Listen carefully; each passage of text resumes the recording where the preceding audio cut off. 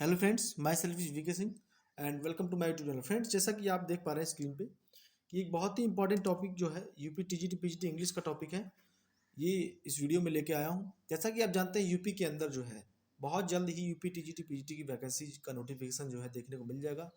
जून में last week, जो जून का लास्ट वीक है, इसका इस वैकेंसी का जो नोटिफिकेशन है आपको देखने को मिल जाएगा।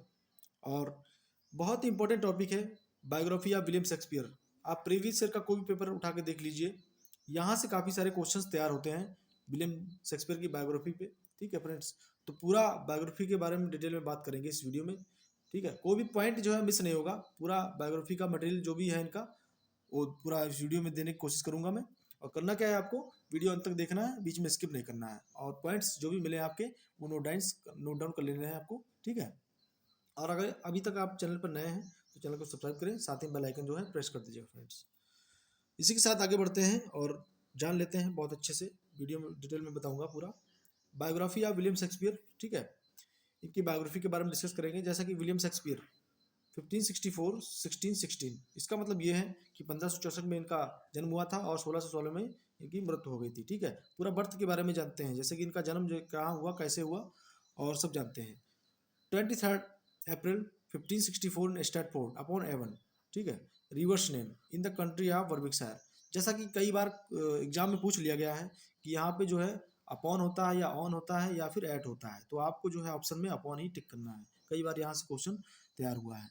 जैसा कि इनका जन्म जो है 23 अप्रैल 1564 में हुआ था, स्टैटफोर्ड में हुआ था, अपॉन रिवन। ठीक है, रिवर जो है एवर रिवर है, इसके पास में ही इनका घर था।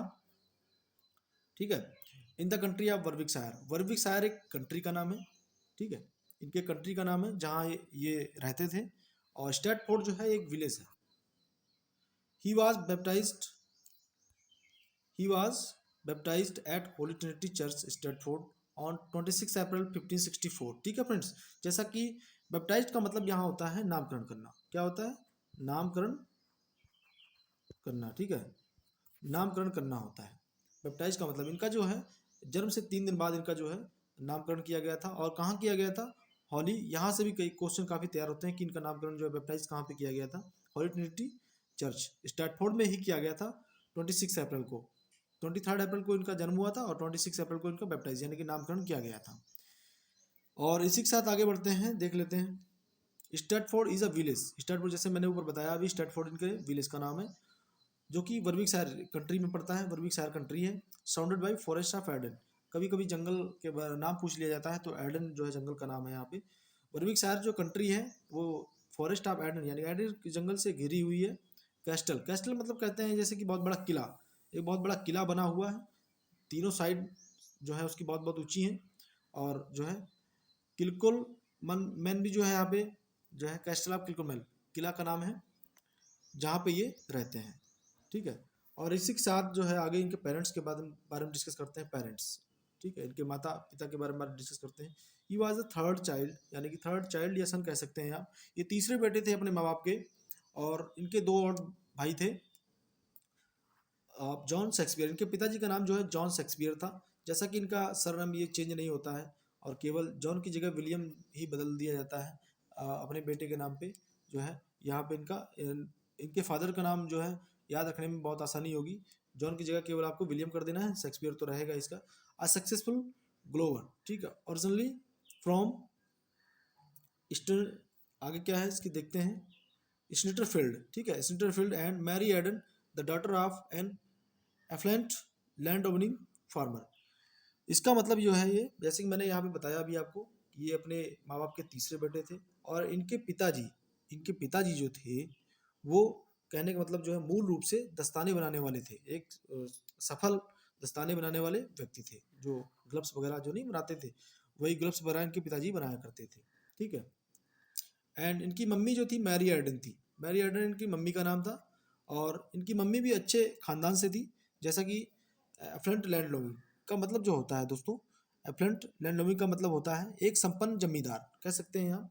एक इनके पिताजी जो थे, जो इनकी नाना जी थे कह सकते हैं, विलियम शेक्सपियर जी के नाना जी।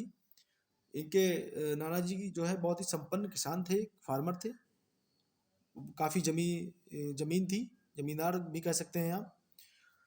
और इसी के साथ जो है आगे बढ़ते हैं, जान लेते हैं एजुकेशन के बारे में, इनकी एजुकेशन कैसे हुई। और एट द एज ऑफ 7, जब ये 7 साल के थे, he was sent to the grammar school at Stratford. Stratford में ही जो है, यानी कि इनके गांव में ही, आसपास में ही स्कूल था, ठीक है। वहाँ 7 साल की एज में इनको स्कूल भेजा गया। Where he picked up small Latin and less Greek. यहाँ से बहुत सारे क्वेश्चन तैयार होते हैं friends. Small Latin and less Greek का मतलब होता है, जब बेन जॉनसन जो बहुत बड़े राइटर थे, उन्होंने जैसे ही एक कॉलेज में मिले और विलियम शेक्सपियर को देखा, और उन्होंने कहा, एक प्रसिद्ध जो है विलियम बेन जॉनसन जी ने कहा था, प्रसिद्ध रूप से कहा था कि जो है शेक्सपियर जी को, कि के शेक्सपियर के पास जो है छोटा लैटिन है और कम ग्रीक था, ठीक है। इसका आमतौर पर यह अर्थ लिया जाता है कि शेक्सपियर अच्छी तरह शिक्षित नहीं थे। क्या नहीं थे? अच्छी तरह शिक्षित नहीं थे। शेक्सपियर जी जो थे अच्छी तरह से शिक्षित नहीं थे, ठीक है फ्रेंड्स। और उन्हें पश्चिमी संस्कृति की दो मूलभूत जो भाषाएं हैं उनका भी ज्ञान नहीं था। विलियम शेक्सपियर जो कह सकते हैं आप, बहुत ज़्यादा पढ़े लिखे नहीं थे। तो यहाँ पे जो है small Latin and less Greek का जो कभी कभी बताया जाता है कि किसने इसको कहा था, एग्जाम में पूछा जाता है, तो आपको कहना है बेन जॉनसन। बेन जॉनसन जो है इन्होंने कहा था small Latin and less Greek. Ben Jonson ji ने कहा था। और इसी के साथ जो है आगे बढ़ते हैं, स्पाउस एंड चिल्ड्रन। कहने का मतलब स्पाउस एंड चिल्ड्रन, इनके बाल बच्चे और इनकी वाइफ के बारे में पूरी जानकारी। स्पाउस मतलब होता है बाल बच्चे या वाइफ, ठीक है, पूरा परिवार कह सकते हैं आप। एट द एज ऑफ 18, जब ये 18 साल के थे, इन 1582, ठीक है, ही मैरिड द 26-year-old एने हैथवे। इनकी वाइफ जो थी इनसे बड़ी थी, ठीक है फ्रेंड्स। इनकी वाइफ इनसे लगभग जो है 8 साल बड़ी थी, क्योंकि ये 18 साल के थे और इनकी वाइफ 26 साल की थी जब इनसे शादी हुई। एने हैथवे जो है इनकी वाइफ का नाम था। With whom he had 3 children, जो इनसे जो है 3 बच्चे हुए, 3 बच्चे इनके हुए, ठीक है, जिनमें से आगे डिस्कस करते हैं 3 चिल्ड्रन। नंबर 1 जो है सुजैना, आफ्टर 6 मंथ ऑफ मैरिज, यानी कि शादी के 6 महीने के बाद जो है इनकी एक बेटी हुई। एंड ट्विंस, उसके बाद में जो है ट्विंस, यानी कि 2 जुड़वा बच्चे हुए। नंबर 1 तो हैमलेट एंड जुडिथ, ठीक है। कभी कभी इनके बेटे का नाम पूछ लिया जाता है, तो यहाँ उस पर स्पेलिंग्स दी होती है, हैमलेट होता है या हैमलेट होता है, तो आपको स्पेलिंग बहुत याद रखना है इसको। हैमलेट होता है, इनके बेटे का नाम जो था हैमलेट था। जुडिथ, इनकी 2 बेटियां थी। नंबर 1 तो सुजैना थी, नंबर 1 सुजैना थी और नंबर 2 जो है जुडिथ, ठीक है। ये दोनों जुड़वा थी। Hamlet died of unknown causes at the age of 11। Hamlet जो थे वो किसी कारणवश जो है 11 साल की उम्र में एक्सपायर हो गए थे, यानी कि डेथ हो गई थी उनकी। विलियम शेक्सपियर के जो बेटे थे, एक ही बेटा था उनका हैमलेट, और 11 साल की उम्र में जो है उनकी मृत्यु हो गई थी। इस कारण से विलियम शेक्सपियर जी बहुत दुखी रहे थे। और सुजैना वास मैरिड टू जॉन हॉल। सुजैना जो उनकी बड़ी बेटी थी, जिनकी शादी जॉन हॉल से हो गई, जो कि एक फिजिशियन, यानी कि फिजिशियन थे, डॉक्टर थे, इन 1607, ठीक है, 1607 ईस्वी में, ठीक है। And Judith to Thomas Quiney. Judith की शादी जो है थॉमस क्यूने के साथ हो गई थी, जो कि एक विटनर थे। विटनर कहने का मतलब आप कह सकते हैं अंगूर की शराब बेचने वाला, जो अंगूर की शराब बेचने वाला। जुडिथ का जो हस्बैंड था, जो अंगूर की शराब बेचने वाला था। 2 मंथ बिफोर शेक्सपियर्स डेथ, 2 महीने पहले शादी हुई थी जुडिथ थी जो है थॉमस क्वीनी से। विलियम शेक्सपियर की 2 महीने पहले, यानी विलियम शेक्सपियर की मृत्यु के 2 महीने पहले हुई थी शादी, ठीक है। इतना आपको याद रखना है। आगे इसी के साथ पूरा डेथ के बारे में जानते हैं, विलियम शेक्सपियर की डेथ कैसे हुई थी। और इसमें भी काफ़ी सारे क्वेश्चन जो है यहाँ से तैयार होते हैं फ्रेंड्स, बहुत सारे क्वेश्चंस यहाँ से तैयार होते हैं। ये टॉपिक आपको बहुत ही अच्छे समझ लेना है।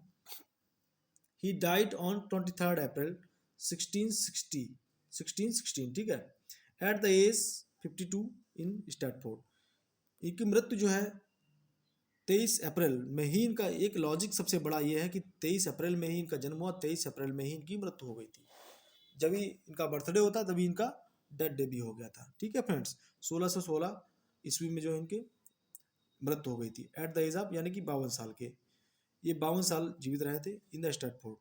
52 साल की एज में इनकी जो है मृत्यु हो गई थी। He was buried in the chancellor of the holy trinity church, जहाँ पे इनका नामकरण हुआ था वहीं पे इनको जो है दफना दिया गया 2 days आफ्टर हिज डेथ, मृत्यु के 2 दिन बाद। ठीक है।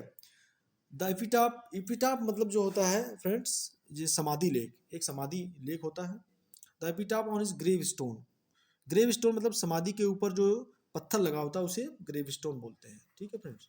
रीड्स, रीड्स मतलब जो उस पर लिखा होता है पढ़ने के लिए।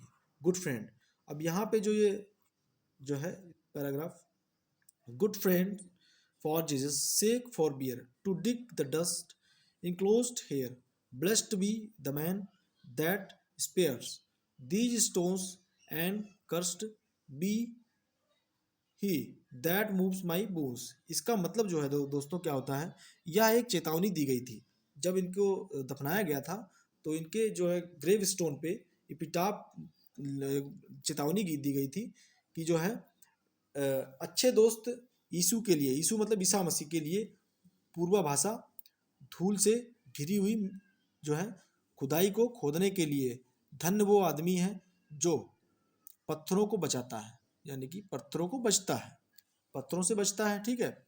और अभिशाप वो हो जो मेरी हड्डियों को हिलाता है। तो ये इसका मतलब होता है गुड फ्रेंड से।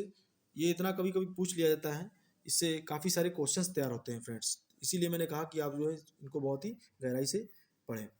और सब्रिक्वेट के बारे में जानते हैं।